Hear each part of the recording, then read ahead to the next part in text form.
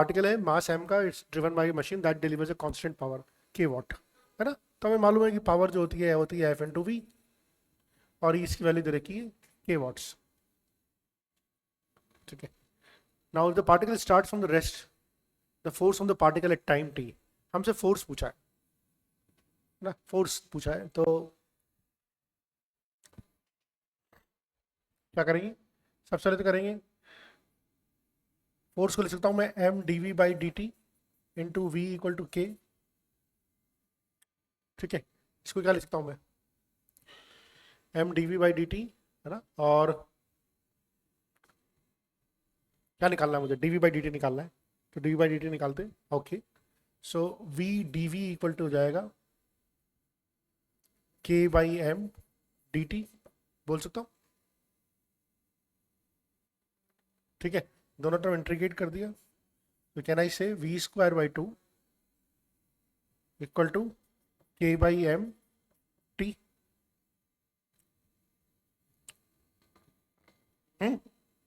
इससे वी निकाल सकता, वी इक्वल टू हो जाएगा, जानवी क्वेश्चन को करना ही नहीं है, ये वाला क्वेश्चन को करना ही नहीं है, ठीक है, तेरे को भी नहीं करना है सवाल, कर ले, बट मैं I will not advise too much integration, too much differentiation, छोड़ सकते हैं सवाल, ठीक है, बहुत रेयर चांसेस होती है। तो v की वैल्यू हो जाएगी under root two K by M T, है ना। अब मैं ये क्यों कर रहा हूँ कि मुझे v निकालना है, और v निकालने के बाद मुझे मालूम है फोर्स निकालने के लिए M D V by D T का डालना है मुझे, इसलिए सब कर रहा हूँ मैं, इसलिए।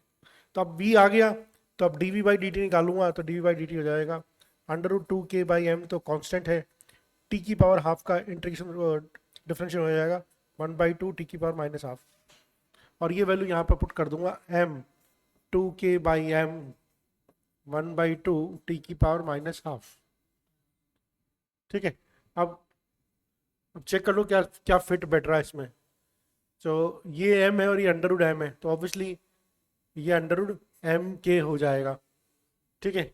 टी की पावर माइनस हाफ तो है ही सही, ये 2 है, अंडर रूट 2 है, ये 2 है, तो अंडर रूट 2 नीचे चला जाएगा, यानी कि ये हो जाएगा ये, ठीक है, फर्स्ट ऑप्शन।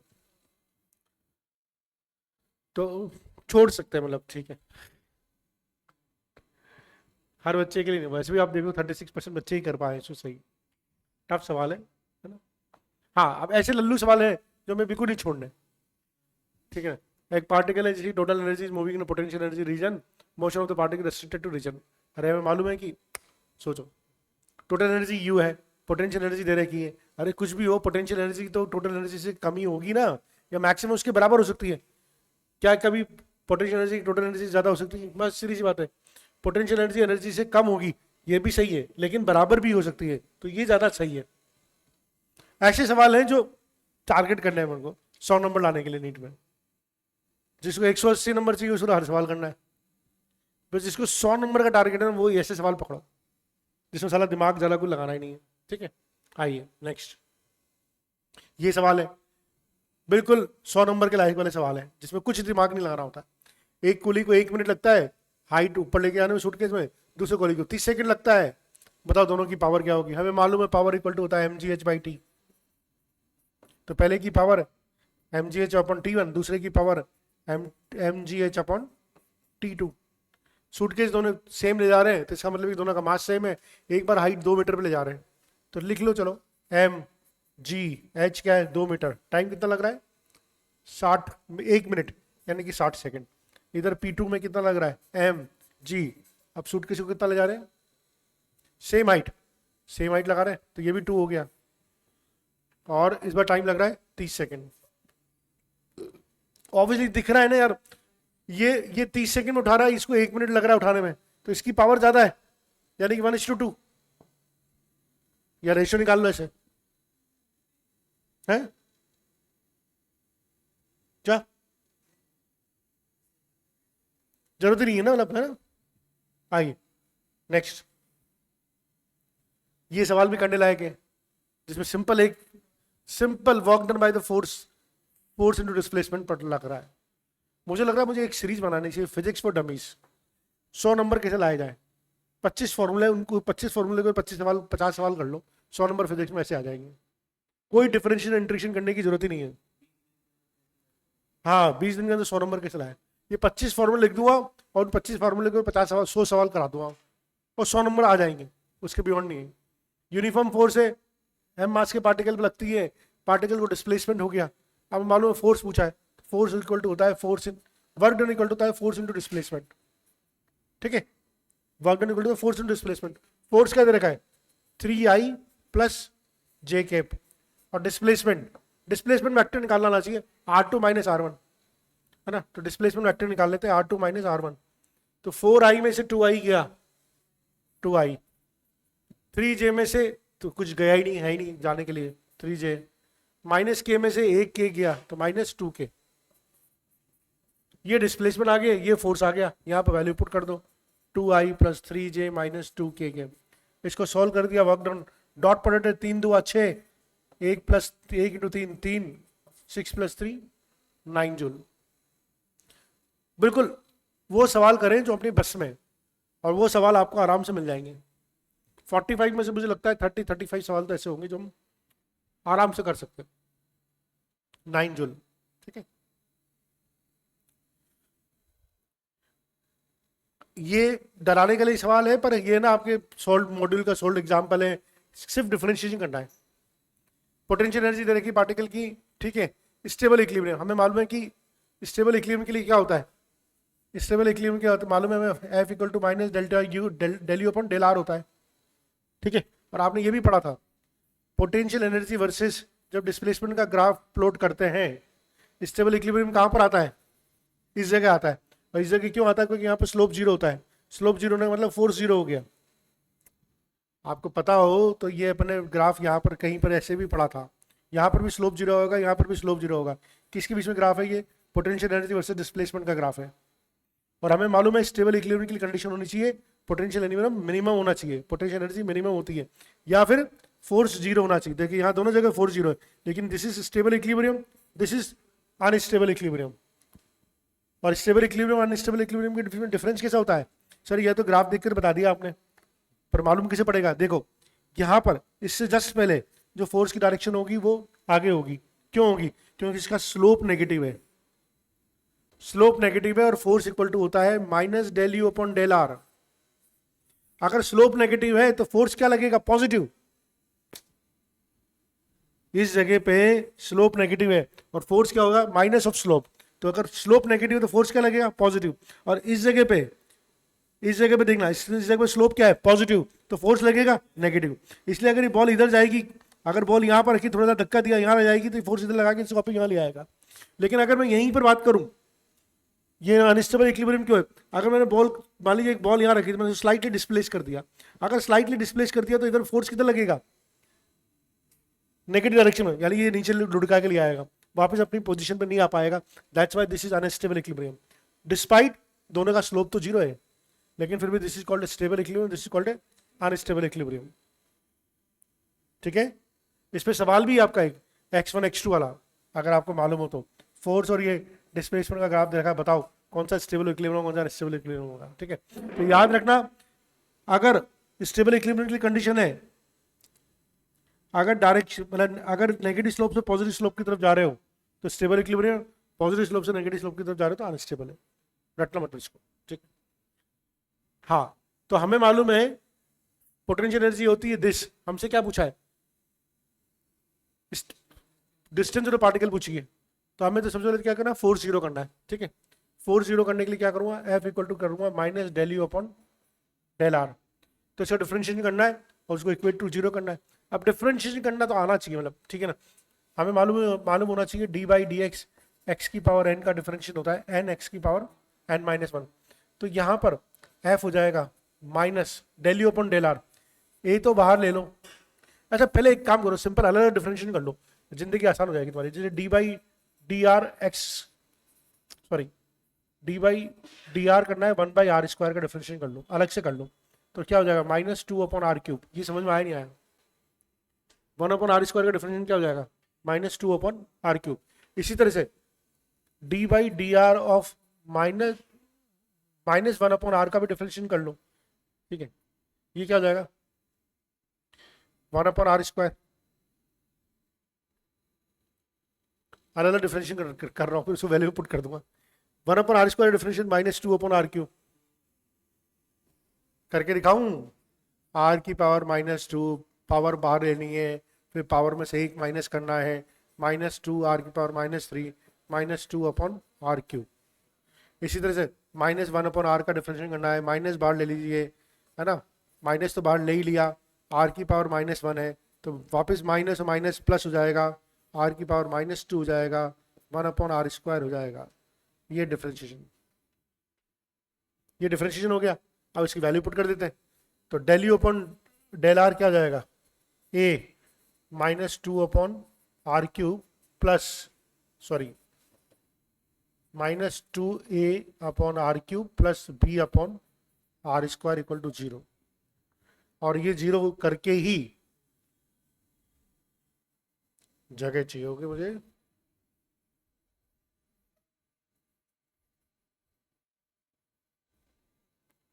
ठीक है, इसको 0 कर लो, तो मैं बोल सकता हूँ b/r² equal to 2a/r³। r² से कट गया तो r इक्वल टू हो जाएगा 2a/b। एक्चुअली में फिजिक्स थी नहीं, इसमें मैथ्स ही थी। फिजिक्स तो सिर्फ इतनी सी, f equal to minus del you upon del R, और उसको 0 करना है साला differentiation.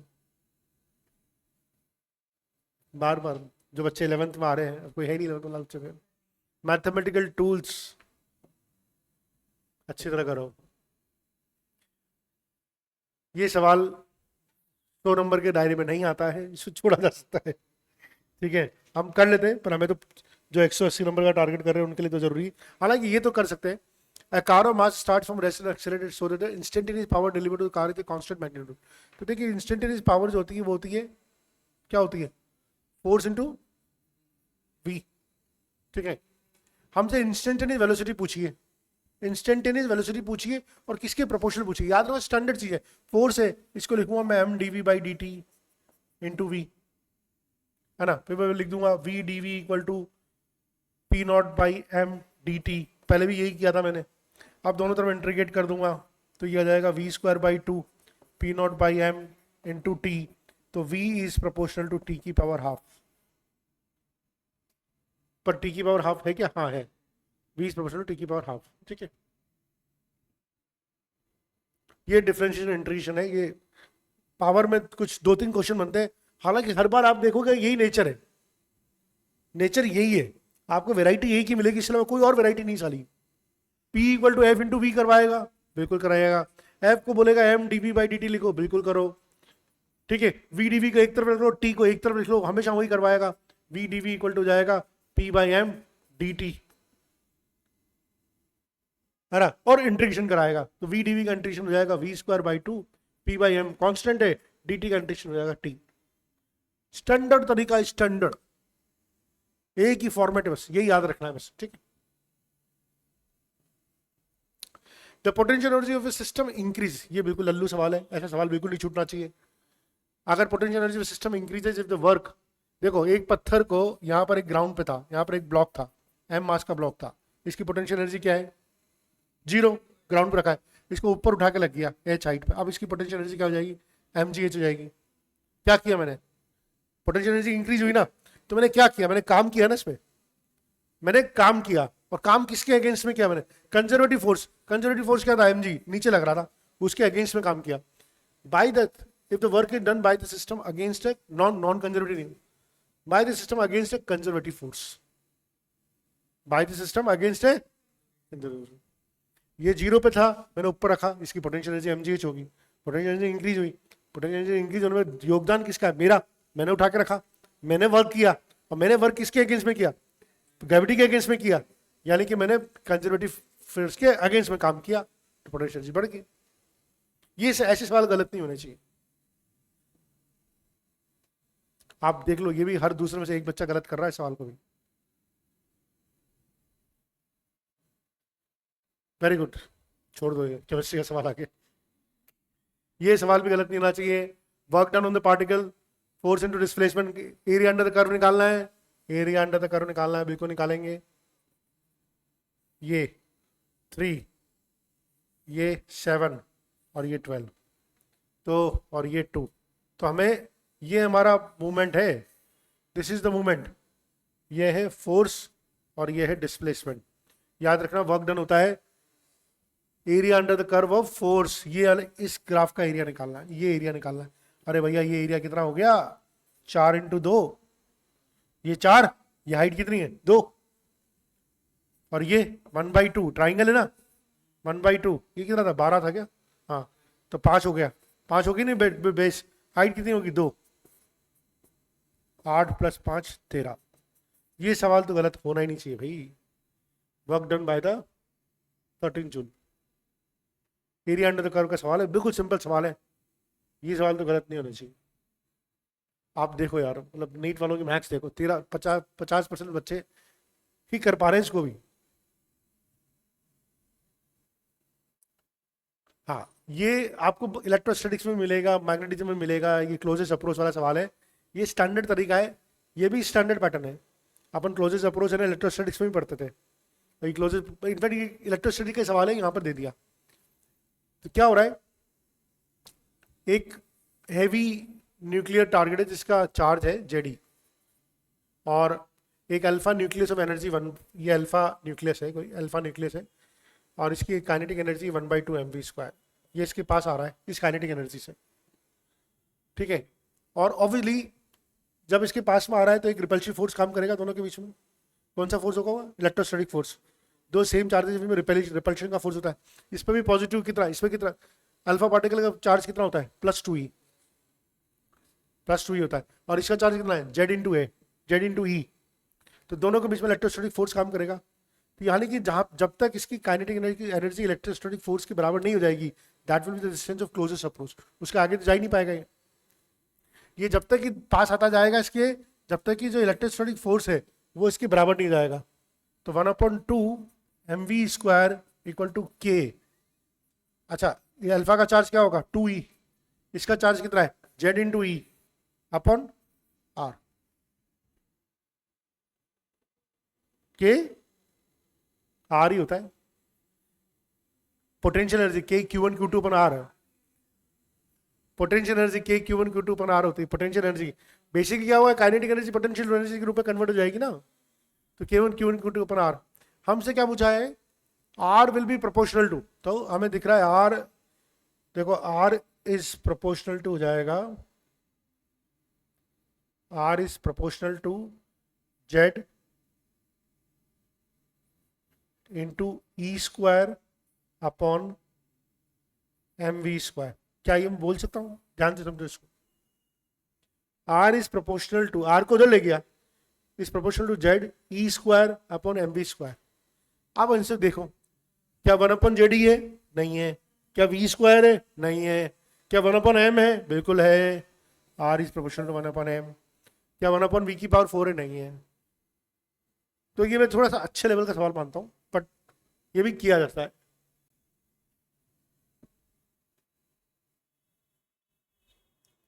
A particular mass m starting from rest undergoes a uniform acceleration if the speed acquired in time t is v। Power delivered, तो power delivered होती है हमेशा energy by time,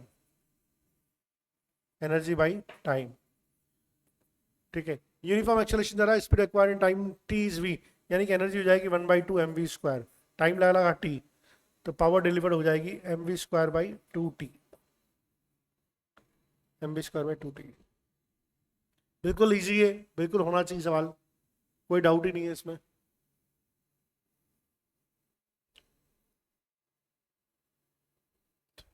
ठीक है, ये दोनों ऑप्शन जो बी और सी ऑप्शन है ना, ये तो डायमेंशन एनालिसिस से कैंसिल आउट हो जाएंगे।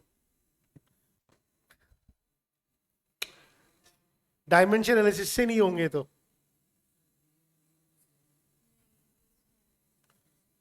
बी और डी में देखिए, सिर्फ जो कंफ्यूजन होना चाहिए था ए और डी में होना चाहिए था, बी और सी तो सेम है। बी और सी में डायमेंशन एनालिसिस लगाओगे ना, यूनिट्स मैच करोगे तो अपना मालूम पड़ जाएगा।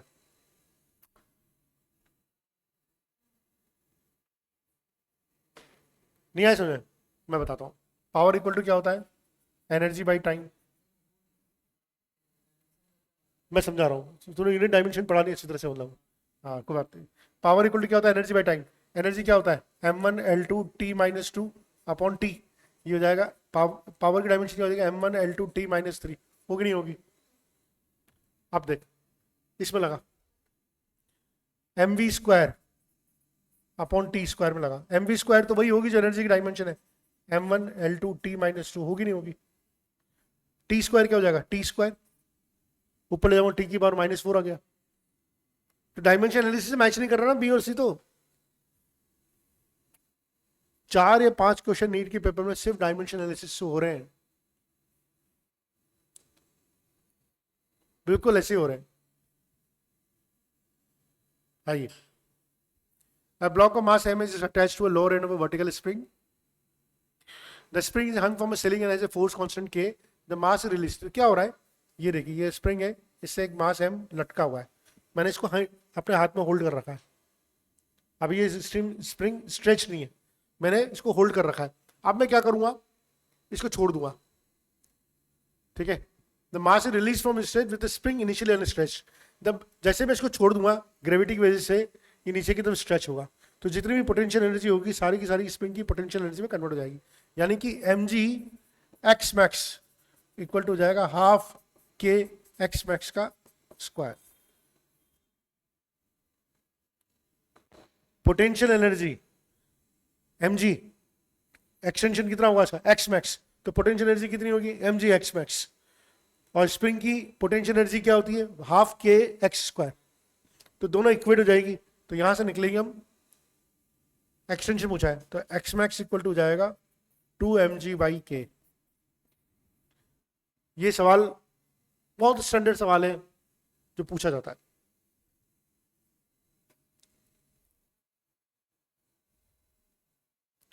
चलिए करिए।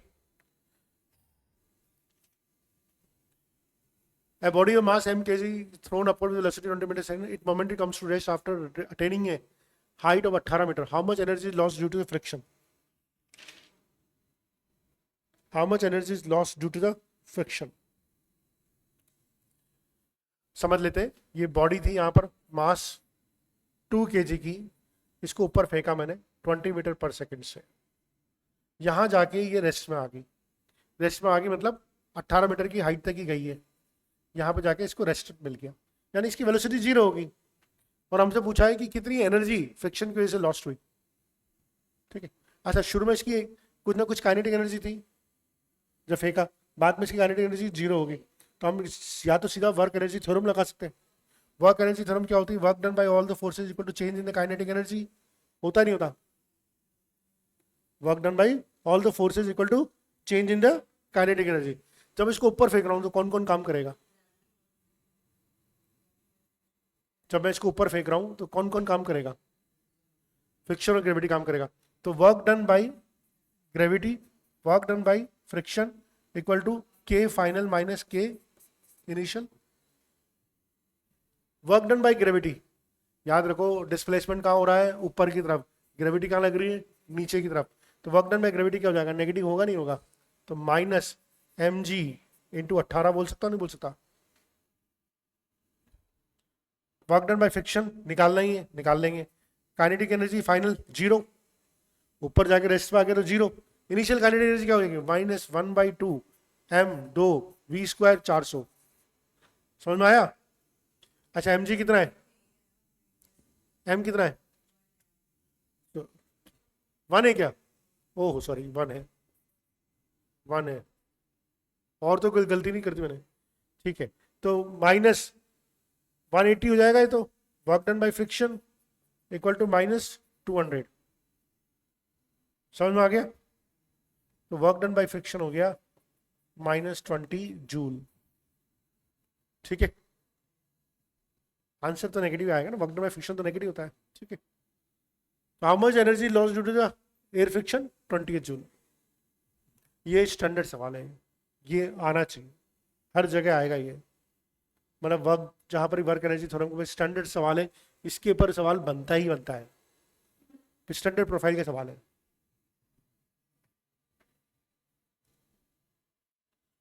ये तो वापिस सेम आ गया 2mg/k, अभी भी किया था अपने 2mg/k था, है ना, छोड़ देते इसको। ये भी स्टैंडर्ड सवाल आ गया 28 जूल, ये भी अपन ने किया था। अच्छा ये करते हैं, ये क्या हमने पिछली बार किया था। Water fall from height of 60 metre at the rate of 15 kg per second to operate turbine, है ना। The losses due to friction 10%। तब एनर्जी, तो हमें मालूम है पी इक्वल टू होता है how much power generated by M G H by T, और एम बाई टी कितना दे रखा है 15, जी कितना दे रखा है 10, एच कितना दे रखा है 60। आंसर आ गया 9 किलोवाट। 9 किलोवाट तो आवर आई, लेकिन 10% लूज होगी, 8.1 किलोवाट बची। ठीक है, वीडियो को पॉज कीजिए, खुद ट्राई कीजिए, वाली कहानी है। ये अच्छा सवाल है, मैं चाहता हूँ एक बार आप ट्राई करें। उससे ले बताऊँ, थोड़ा सा सर्कुलर मोशन का कॉन्सेप्ट लगता है। एक रोलर कोस्टर होता है ना। और रोलर कोस्टर में क्या होता है, सबसे ज़्यादा पेनफुल पॉइंट होता है ना, आप यहाँ पर चढ़ते हो चढ़ते चढ़ते चढ़ते चढ़ते, ये टॉप पोजीशन होती है ना, यहाँ पर आपको मतलब आपकी सारी धड़कनें यहाँ पर तेज होती है ना। क्यों होती है? क्योंकि यहाँ पर जाके आपका जो नॉर्मल होता है ना सबसे कम हो जाता है, इस जगह पे जाके नॉर्मल। और सबसे नीचे वाले पॉइंट पे क्या होता है, आपका नॉर्मल सबसे ज्यादा होता है। क्यों होता है? एमजी भी नीचे लग रहा है, नॉर्मल कहाँ नीचे लग रहा है, इसमें नॉर्मल ऊपर लग रहा होता है, इसमें इसमें नॉर्मल कहाँ, यहाँ पर क्या होता है एमजी नीचे। और आपको एमवी स्क्वायर कौन देता है, एमवी स्क्वायर कौन देता है? देखो इसमें क्या होता है, इस वाले पॉइंट पे क्या हो जाएगा, M G minus N equal to M V square by R मिलेगा। इस वाले पॉइंट पे, इस वाले पॉइंट पे क्या होगा, N minus M G equal to M V square by R मिलेगा। इस वाले पॉइंट पे N minus M G equal to M V square by R मिलेगा। तो यहाँ पे जो नॉर्मल की वैल्यू होती है वो M G plus M V square by R होती है। यहाँ पर नॉर्मल ज्यादा होता है, यहाँ पर जो नॉर्मल हो गया वो कितना हो गया, M G minus M V square by R. अब वो क्या बोल रहा है, आपको यहाँ पर वेटलेसनेस फील होता है। वेटलेसनेस फील होने का मतलब क्या हो गया, आपका नॉर्मल जीरो है। वेटलेसनेस तभी फील होता है जब नॉर्मल जीरो होता है। आपको मालूम है कि लिफ्ट में वो बोलते हैं ना, जब जी वो डाउनवर्ड एक्सेलरेशन से आ रही है, आपको वेटलेसनेस किस केस में फील होता है? याद रखो लिफ्ट वाले केस, ये लिफ्ट थी है ना, ये लिफ्ट है, अगर ये ए एक्सेलरेशन से ऊपर जा रही है तो आपका जो अपेरेंट वेट होता है वो क्या हो जाता है, एम जी प्लस ए। मालूम ही नहीं मालूम? और यही लिफ्ट जब डाउनवर्ड एक्सेलरेशन से आ रही होती है तो आपका अपेरेंट वेट हो जाता है एम जी माइनस ए। कैसे आता है, कैलकुलेशन बता देता हूं। ये लिफ्ट, ये एम जी नीचे, ये नॉर्मल ऊपर, ऊपर की तरफ जा रही है, तो क्या बोलूंगा, N minus M G equal to M A. बोलूंगा नहीं बोलूंगा? तो एन इक्वल टू जाएगा M G plus M A. और यही लिफ्ट, ये नॉर्मल ऊपर, एम जी नीचे, और नीचे की तरफ जा रही है, तो क्या बोलूंगा, एम जी नीचे और नीचे की तरफ जा रही है, तो बोलूंगा ना M G minus N equal to M A, या एन इक्वल टू बोलूंगा एम जी माइनस ए। और अगर ये एक्सेलरेशन जी के बराबर हो जाए, जी के बराबर हो जाए, मान लो कि ऊपर आप नीचे आ रहे हो और रस्सी कट जाए लिफ्ट की, तो अब तो आप, तब आप वो जो होगा ना वो वेटलेस वाली कंडीशन फील हो जाएगी आपकी। ठीक है, तो यहां पर भी क्या हो रहा है, वेटलेसनेस फील हो रहा है, वेटलेसनेस फील हो रहा है, नॉर्मल जीरो हो रहा है। तो नॉर्मल जीरो हो जाएगा तो क्या हो जाएगा, नॉर्मल जीरो हो जाएगा तो v इक्वल टू जाएगा अंडर रूट जी आर। याद रखने वाली बात तो ये थी, सिर्फ जिन्होंने सर्कुलर मोशन पढ़ा होगा उनको ये सब कहानी बताने की जरूरत नहीं है। उनको सिंपल सा ये बताना है, वी वेटलेसनेस हो गया, वो सीधा बोल देगा अरे sir v equal to under root G R हो गया बस। ठीक है, वेटलेसनेस टॉप मोस्ट पॉइंट में फील होने का मतलब है v equal to under root G R हो गया। अब v equal to under root G R हो गया तो ये तो हो गया v equal to under root 200, यानी कि अंडर रूट 200। तो देखिए अंडर रूट 200 जो है 14 से ज्यादा है, 15 से कम है। 196 का स्क्वायर रूट होता है 14, 196 का स्क्वायर रूट होता है 14, तो 14 से ज्यादा है, 15 से कम है। ये सब मैंने ऐसे ही बताया है। फाइनली जो मेन जो है कंडीशन होता है v equal to under root G R है।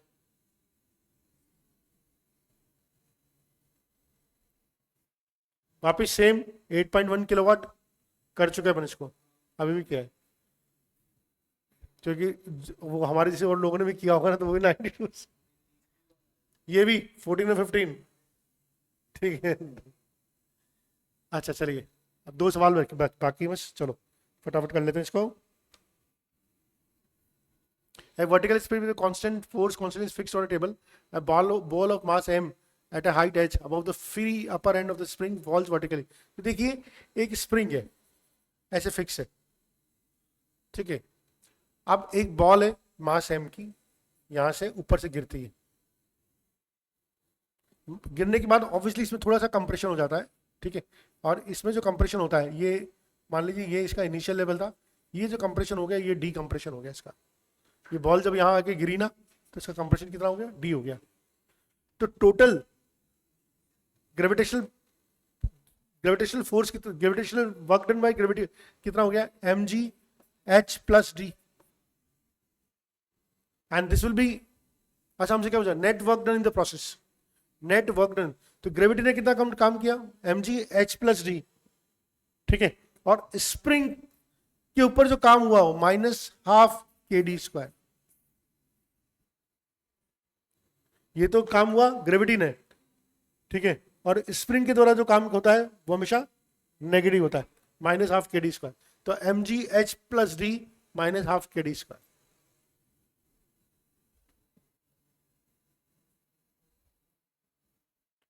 ओके चलिए करिए। तो वर्क एनर्जी थ्योरम का बिल्कुल सिंपल सवाल है। A body of mass 3 kg undergo a constant force which causes a displacement in metre given by this relation where t is in second, work done by the forces in 2 second.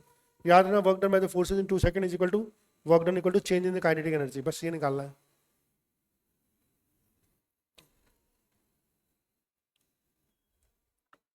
तो W equal to delta के ई निकालना है। Initial kinetic energy, पहले तो initial velocity निकालो इसकी। तो H दे रखा है हाफ 1/3 टी स्क्वायर, तो वेलोसिटी हो जाएगी 2t/3। ये समझ में आया क्या, वेलोसिटी ds/dt। तो t इक्वल टू 0 पे जो वेलोसिटी हो जाएगी वो हो जाएगी 0, और t इक्वल टू 2 पे v1 v2 ये हो जाएगी 2/3 इंटू 2 4/3। तो वर्क डन इक्वल टू होता है change in the kinetic energy, work done equal to होता है डेल्टा के ई। तो हाफ एम कितना है 3 kg, वी स्क्वायर 16/9 माइनस 0, ठीक है। So this is 3 8/3 joule. ये इतनी कैलकुलेशन तो आनी चाहिए है ना।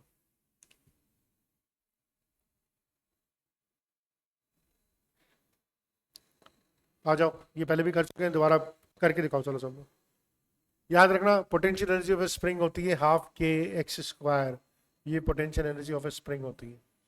इसी से सवाल होगा, एक ही फॉर्मूला है, उसी सवाल हो जाएगा। करो एक बार कोशिश।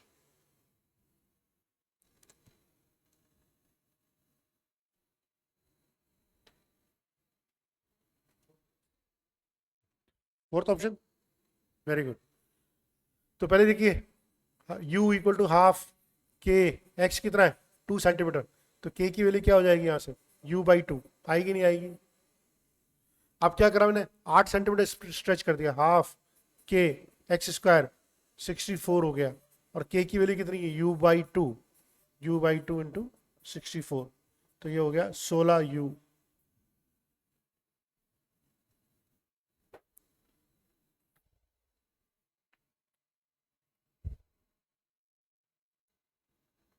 ये भी कुछ क्या कर रहे हैं इसमें, 300 joule of work is done in sliding 2 kg block up to an incline plane of height 10 metre. Basically क्या कर रहे हैं, ये इंक्लाइन प्लेन है, इस पे एक ब्लॉक है 2 kg का ब्लॉक है, इसको स्लाइड कर रहे हैं। टोटल वर्क डन दे रखा है 300 जूल का, है ना, टोटल वर्क डन। तो टोटल वर्क डन जो है, क्या बोल सकते हैं, W टोटल दे रखा है 300 joule, total work done 300 joule दे रखा है।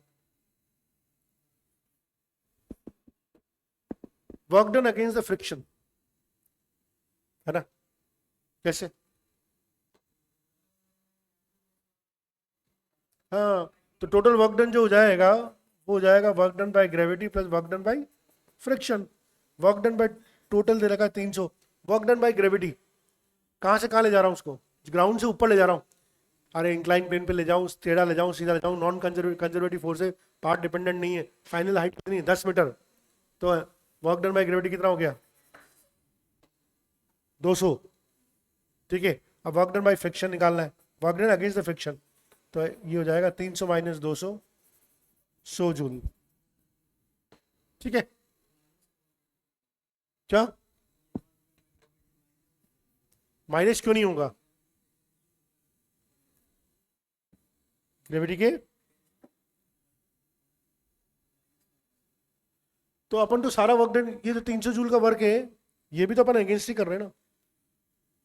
सभी को, या तो सभी को पॉजिटिव लो या सभी को नेगेटिव लो। ठीक है,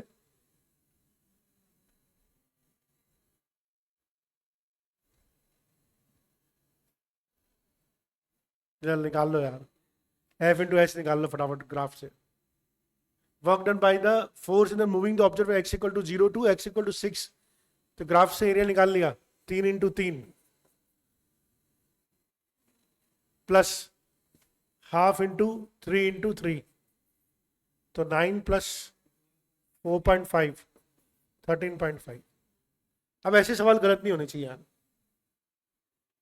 फोर्स इंटू डिस्प्लेसमेंट, ग्राफ का एरिया निकालना है बस।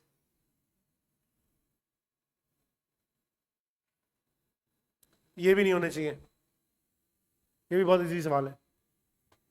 A ball of mass 2 kg and another of mass 4 kg are dropped together from a 60 feet tall building. ठीक है, after the fall of 30 feet from each other, उनकी kinetic energy का ratio क्या होगा?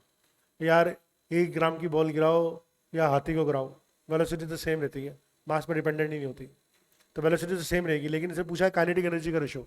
काइनेटिक एनर्जी का ratio हमेशा half m1 v1 का square half m2 v2 का स्क्वायर, हाफ से हाफ कट गया, ये हमेशा सेम रहेगा, सेम हाइट पे, सेम हाइट पे सेम होगा, क्योंकि v इक्वल टू होता ही क्या है, √2gh होता है, इसे मास तो कहीं आता ही नहीं पिक्चर में। हाथी को गिराओगे या बॉल को गिराओगे, सेम हाइट पे सेम वेलोसिटी होगी, तो ये भी सेम हो गया, तो जो m1 और m2 का रेशियो होगा वही काइनेटिक एनर्जी का रेशियो होगा, 1:2। ये मतलब इजी सवाल है, होना चाहिए। लास्ट सवाल है 47। हाँ, क्या हुआ, एक बॉल आई है, उसने एक स्प्रिंग को टक्कर मार दी है, ठीक है, और कोलाइड करिए, कितना कंप्रेशन होगा? तो देखिए, ये अपनी जब बॉल आ रही है तो अपनी सारी की सारी काइनेटिक एनर्जी स्प्रिंग को दे देगी, यानी कि हाफ mv² जो होगा वो स्प्रिंग की पोटेंशियल एनर्जी के रूप में स्टोर हो जाएगा। हाफ mv², बॉल आ रही है एक वेलोसिटी से, स्प्रिंग को कंप्रेस कर रही है, और फिर ऑब्वियसली बॉल रुक भी जाएगी, तो इसकी सारी जो काइनेटिक एनर्जी थी वो पोटेंशियल एनर्जी के रूप में चली गई है। अब हमसे क्या निकालना है? Maximum compression of the spring, तो x की वैल्यू निकालनी है, हाफ से हाफ कट गया, x इक्वल टू हो जाएगा mv²/k। m कितना है? आधा kg, v² कितना है? 1.5, 3/2, 9/4, और k कितना है? 50। ठीक है, so this is 9/400, 9/400। First option आ गया क्या?